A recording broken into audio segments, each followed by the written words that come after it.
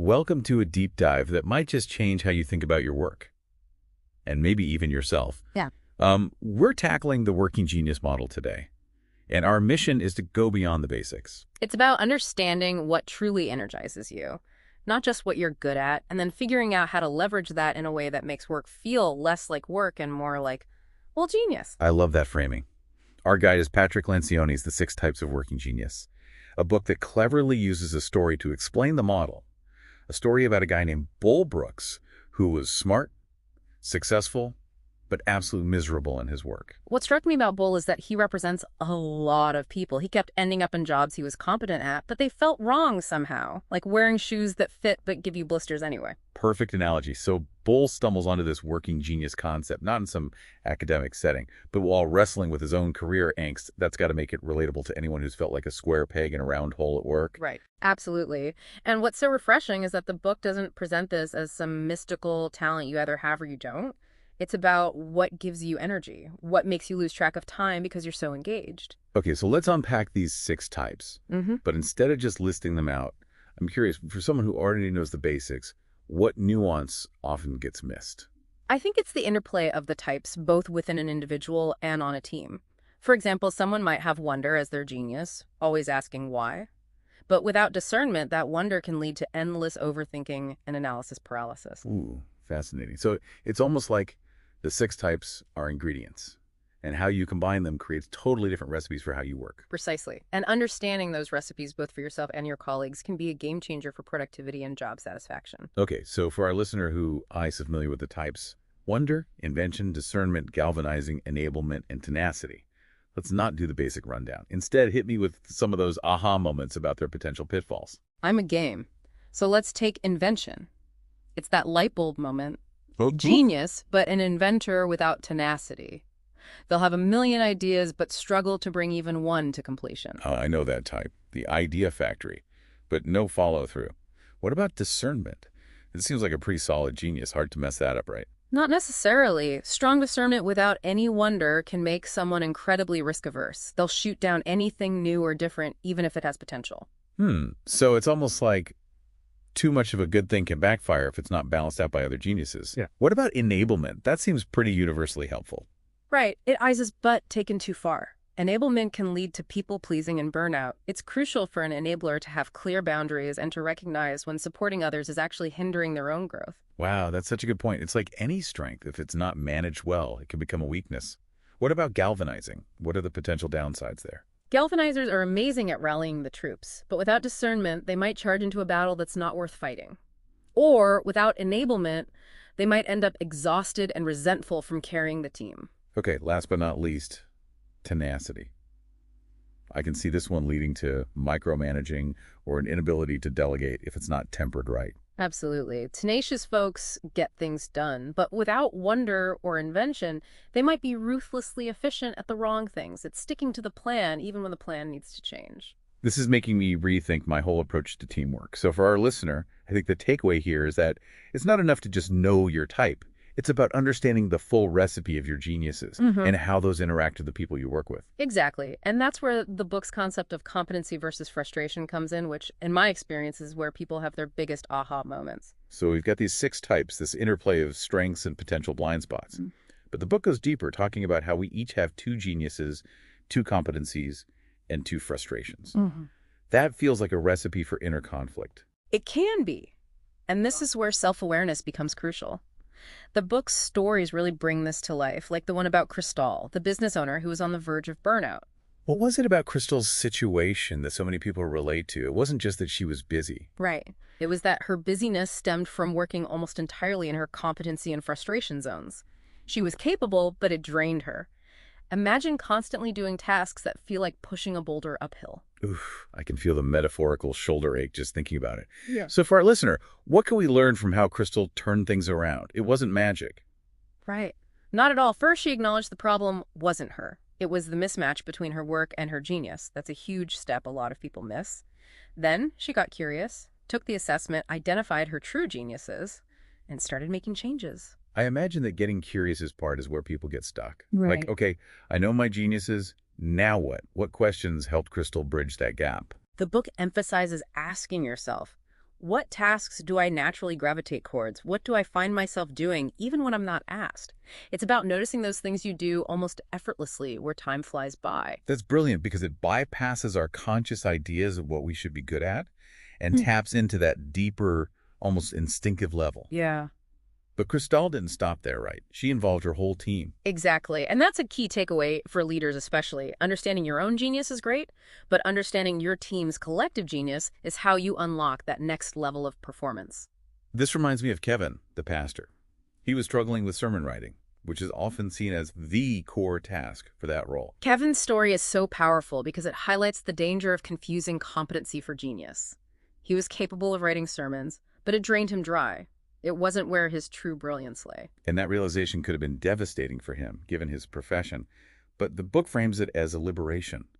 Exactly. Once he understood that invention wasn't one of his geniuses, he could let go of the guilt and pressure. It freed him to focus on his true gifts counseling, supporting his congregation, which aligned perfectly with his enablement genius. So for a listener who might be in a similar spot, feeling stuck in a role that doesn't quite fit, Kevin's story offers a powerful lesson, right?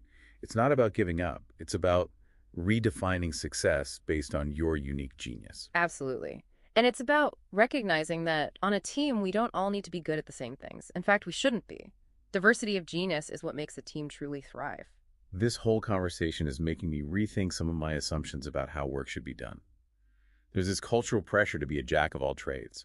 But the working genius model suggests that's a recipe for mediocrity, if not burnout. It is. And this leads us to another concept from the book that's crucial for understanding team dynamics: responsive versus disruptive geniuses. Okay, this is one I'd love to dive deeper into. We touched on it earlier. But beyond the basic definitions, how do these types actually play out in a team setting? Imagine a team meeting. If it's mostly responsive geniuses, enablement tenacity, the focus will be on getting things done following the agenda, checking off tasks. It'll be efficient, but maybe lacking in big picture thinking. Okay, so predictable, reliable, but perhaps not very innovative. What about a meeting dominated by disruptive geniuses? Wonder invention sounds like potential for chaos. It could be. You'll have tons of ideas flying around, challenging assumptions, questioning the status quo. It's exciting, but without some responsive energy, those ideas might never get implemented. This makes me think of the story in the book about the church festival planning meeting.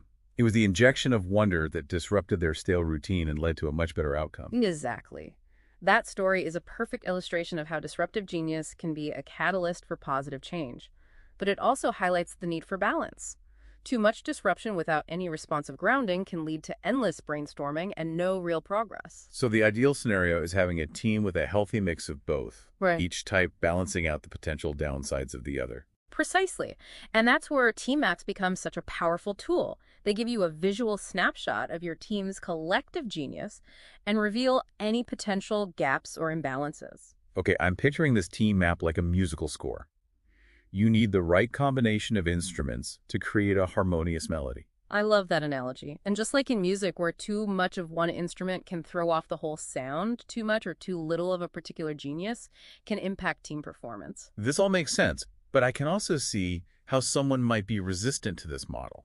Like, what if people feel pigeonholed by their genius? Or worse, use it as an excuse to avoid certain tasks. That's a valid concern, and the book addresses it head on. The working genius model isn't meant to be a straitjacket. It's meant to be a liberating framework. So it's not about saying, you're a wonder genius, so you're off the hook for anything that requires tenacity. Exactly. It's about understanding our natural strength and tendencies so we can make more intentional choices about how we work and how we collaborate with others. And speaking of collaboration, the book has this great section about how working genius can impact our personal relationships, not just our work lives. It's not just a boardroom tool, is it? Not at all. The principles apply to any collaborative effort from parenting to planning a vacation. And one of the most poignant stories in the book is Heath's, who started off saying, "I thought my wife hated me." Ooh, that's got to be rough. What was the source of the conflict? Was it truly personality clash? On the surface, it seemed that way. Heath loved brainstorming ideas, classic invention genius. But his wife constantly shot them down, which made him feel discouraged and misunderstood. Host, speaker. Ooh, that's got to be rough. What was the source of the conflict? Was it truly personality clash? On the surface, it seemed that way. Heath loved brainstorming ideas, classic invention genius. But his wife constantly shot them down, which made him feel discouraged and misunderstood. Sounds like a recipe for resentment and frustration. But the working genius model revealed a deeper dynamic at play, right? It did. Turns out Heath's wife had discernment as her primary genius. She wasn't trying to be negative. She was simply exercising her natural ability to evaluate and critique. So it wasn't about conflict. It was about their different geniuses expressing themselves in ways that clashed. What a mind-blowing realization. It was. And once they understood this, it transformed their communication. Heath learned to appreciate his wife's discernment as a valuable asset, and she learned to soften her delivery so it felt less like criticism and more like constructive feedback. Okay, I'm already thinking about how I can apply this to my own relationships. It's like a secret decoder ring for understanding why people behave the way they do. And the book has several more stories, like Heath's highlighting how this model can improve communication and strengthen bonds in all areas of life. This makes me think about that quote by Dr. Seuss, "A person's a person no matter how small." But maybe we could add, and a genius is a genius no matter what form it takes. I love that. And that's the heart of this whole deep dive, isn't it? It's about recognizing and honoring the unique genius in each of us and finding ways to leverage it for the greater good. Right, we've covered a lot of ground here, Mm-hmm. but there's still more to explore. Specifically, how does this model actually work in practice beyond individual stories? That's where we get into the nitty-gritty of team maps and genius gaps. And what I find fascinating is that the book doesn't shy away from the challenges of implementing this model. So it's not all sunshine and roses. Mm. Tell me more. Mm-hmm. What are some of the hurdles teams face when they try to bring working genius into their daily operations? One common challenge is that initial excitement can fade once the novelty wears off. It's easy to get caught up in the day-to-day grind and forget to intentionally leverage people's genius. It's like any new tool or system. Right. It requires ongoing attention and effort to make it stick. Exactly. And another hurdle is resistance to change. Some people might be skeptical of the whole concept, or they might feel threatened by the idea of being labeled according to their genius. That's understandable. Change can be scary, especially when it challenges our deeply held beliefs about work and productivity. And that's where leadership plays a crucial role. Leaders need to champion the model, create a culture of psychological safety where people feel comfortable sharing their genius, and model the behavior themselves. So it's not enough to just buy the book and have everyone take the assessment. It requires a deliberate and ongoing commitment to integrating the principles into the fabric of the organization. Exactly. And that's where the book offers some really practical advice, drawing on Lencioni's experience working with countless teams and organizations. So it's not just about the individual. Yeah, it's It's about the team, the organizational culture, and the leadership commitment to making this model work. I'm really curious to see how this plays out in real-world settings. The book has some fascinating case studies. It does. And one that I found particularly compelling was the story of St. Luke's Hospital. They were facing a classic challenge, a disconnect between their stated values and the actual experience of their employees. The mission statement versus reality dilemma. Yeah. It's so common, yet so tricky to address. What were the specific symptoms at St. Luke's? Was it high turnover, low morale, something else? It wasn't so much about people leaving, but more about a sense of untapped potential conscience. Employees felt underutilized, like their talents weren't being fully recognized or leveraged. And this was impacting their ability to deliver exceptional patient care, which was their core mission. So a quiet kind of frustration, a sense of things being off, but not quite knowing how to fix it. I imagine a lot of our listeners can relate to that feeling. How did working genius even enter the picture at St. Luke's? It's not exactly the first thing that comes to mind when you think of hospital administration. It was actually a happy accident. It was during a client meeting with Bull's team that one of the younger members, Max, blurted out, "You guys should go through our Working Genius program." They were discussing St. Luke's cultural challenges, and it just popped into his head. Talk about being in the right place at the right time. But even with a suggestion on the table, it's still up to the organization to embrace it, right? Absolutely. And to their credit, the leadership team at St. Luke's was incredibly receptive.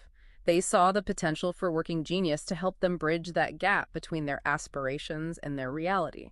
So they took the plunge, did the assessments. What were some of the key discoveries they made? Was there a particular genius gap that jumped out? The most striking revelation was on their marketing team. They were heavy on tenacity and enablement, which is great for getting things done and supporting each other, but they were severely lacking in wonder and invention. So they had the doers and the helpers, but not the visionaries or the idea generators. No wonder they felt stuck in a rut. Exactly. And once they saw this visually represented on the team map, it was like a light bulb went off. They realized why their marketing efforts felt so flat and uninspired. It's amazing how a simple visual representation can suddenly make everything click into place. So knowing this, what kind of changes did they implement? Did they go on a hiring spree to find those missing geniuses? They certainly considered it. But they also got creative. They started by shifting roles around so that people could focus on tasks that aligned with their genius, for example. They had one team member who was great at enablement, but she also had a hidden genius for wonder. So they restructured her role to include more time for brainstorming and strategic thinking. That's a great example of how this model isn't about putting people in boxes. It's about discovering hidden talents and leveraging them in a way that benefits both the individual and the team. Precisely. And they didn't stop there. They even changed the job description of one of the lawyers to include more time for wonder and invention. Wow, that's commitment. They truly embraced the idea that even roles not traditionally associated with creativity could benefit from a dose of wonder and invention. Did this shakeup have a noticeable impact on the team's performance? It was a complete turnaround. The team was energized, their ideas were flowing, and their marketing materials became more creative and engaging.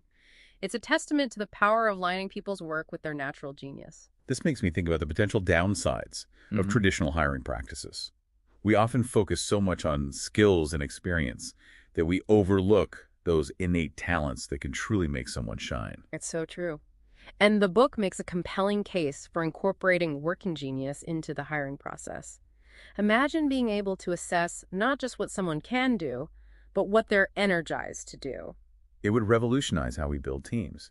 Now, we've talked a lot about individual and team level impact, but the St. Luke's case study also highlights how working genius can influence leadership, right? Absolutely. The CEO, Joseph, had his own aha moment during this process. He realized that his leadership team was spending way too much time in implementation, the domain of tenacity, and not enough time in wonder. They were so focused on getting things done that they'd lost sight of the bigger picture. It's easy to fall into that trap, especially in a fast-paced environment like a hospital. But recognizing the problem is the first step towards fixing it. Right. Exactly. And Joseph was committed to making a change. He started by incorporating dedicated wonder time into their leadership meetings. They would set aside time specifically for brainstorming, exploring new ideas, and challenging their assumptions. I love that. It's a reminder that even seasoned leaders can benefit from injecting more wonder into their routines. Did this shift in focus have any tangible effects on the hospital's culture? It was transformative. The leadership team became more innovative, more proactive, and more aligned with the hospital's core values. And this trickled down throughout the organization, creating a more positive and engaged work environment for everyone. The St. Luke story is so inspiring because it shows how working genius can create positive change at all levels, from individual contributors to the executive suite. It's a holistic approach to creating a more fulfilling and productive workplace. It is. And the book doesn't just offer theory and anecdotes, it also provides practical guidance on how to implement this model. It's a roadmap for anyone who's ready to unlock their own genius and inspire it in others. Okay, before we wrap up, I have to ask about Bull's own company, Jeremiah Marketing. The book shares how they used working genius to transform their own team dynamics. What were some of the key takeaways from their experience? It's a great example of practice what you preach. Bull's team really embraced the model and used it to make some significant changes. One of the most impactful decisions was recognizing that Chris, their CFO, had a strong genius for galvanizing. So he was more than just a numbers guy. Yeah. He had this natural ability to inspire and motivate others. Exactly. And they decided to fully leverage this strength by restructuring his role and making him their chief galvanizing officer. I love that. They gave him a title that truly reflected his genius. What kind of impact did this have on the team? It was a game changer. Chris thrived in his new role, and it freed up Bull to focus on his own geniuses, invention, and discernment. It created a more harmonious and productive environment for everyone. It's amazing how a simple shift in perspective and roles can unlock so much potential. And this wasn't just an internal experiment. Jeremiah Marketing eventually expanded their services to include workplace transformation. Right, they did. And it wasn't a calculated business decision, it happened organically. As more and more people saw the impact of working genius, they started reaching out to Bull and his team for guidance. So it wasn't about aggressive marketing. It was about the power of word of mouth and the genuine desire to share this transformative model with others. Exactly. It all started with a phone call from a CEO in Silicon Valley who had heard about Working Genius through the grapevine and was eager to implement it in her own company. It just goes to show that when you're truly passionate about something and you see the positive impact it's having, the opportunities will naturally arise. It's a testament to the ripple effect of genuine enthusiasm and the power of sharing ideas that resonate. Well, there you have it, folks. We've gone deep into the working genius model, exploring everything from the 6 types and their potential pitfalls to the transformative impact it can have on individuals, teams, and entire organizations. We've seen how this model can help us understand our strengths, embrace our differences, and create a more fulfilling and productive work experience for everyone. And remember, this isn't just about work. It's about life. It's about recognizing the unique genius in each of us and finding ways to leverage it in all areas of our lives. Yeah. So, what's next for you? What sparked your curiosity today? Because the real journey begins now after the deep dive is over. Happy exploring.